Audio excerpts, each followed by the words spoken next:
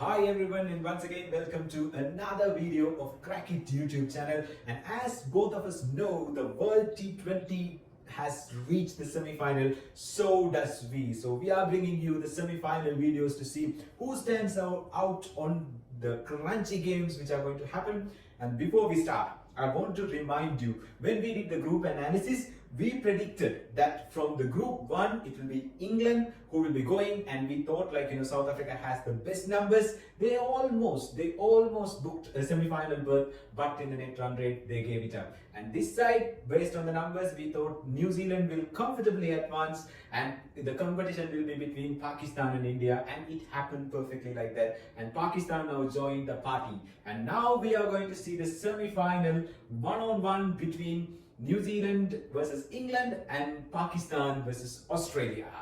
So here we are with the first semi-final, England versus New Zealand. Things can't get hotter than this, because I think after the 2019 World Cup, these two teams are meeting at each other on an ICC event, and the world has changed a lot, but still this sweet rivalry between these two remains fresh. England has so much of concerns after Jason Roy leading out, but they still look good on papers. Are they really good on numbers? We'll see how they are going to match up against New Zealand in terms of numbers. So this side, we have New Zealand's bowling figures. This side, when England bats. So as you can see in the power plays, New Zealand gives 46 runs and take 2 wickets.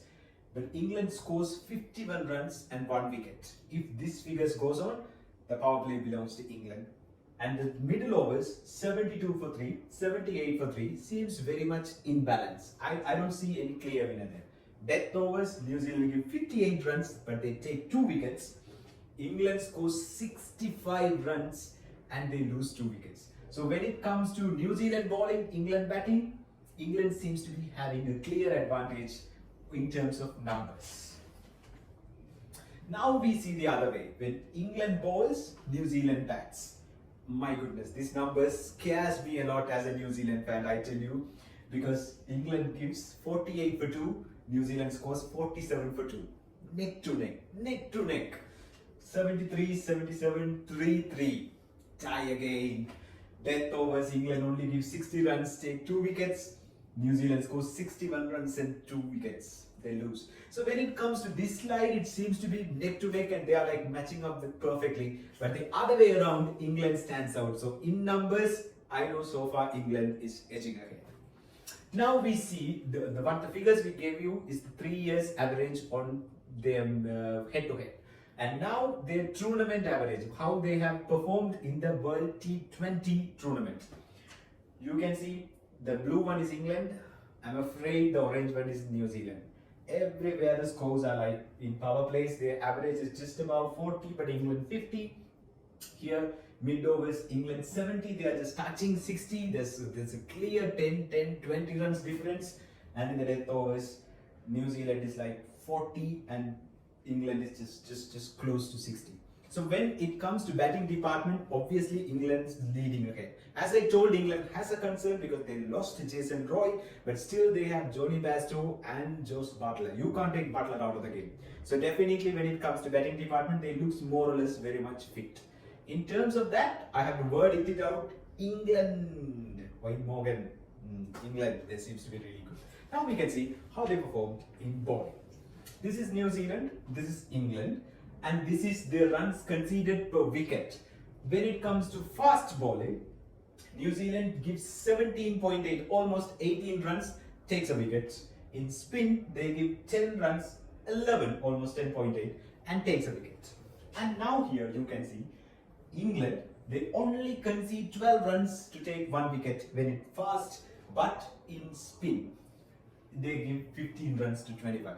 Maybe the Rashid and Moeen Ali not enough to do the full-time spinners, whereas Sodhi and Satner is doing something. But Bolt and Saudi, still England has the average. I don't know, but it's like, on papers, England stands out. So we have seen how England and New Zealand are pretty much close, but England is edging ahead. And even know why I was highlighting the faster bowlers areas is like, New Zealand had the superstar quickies, but England has one of their main bowler getting injured and going. So can Chris Jordan and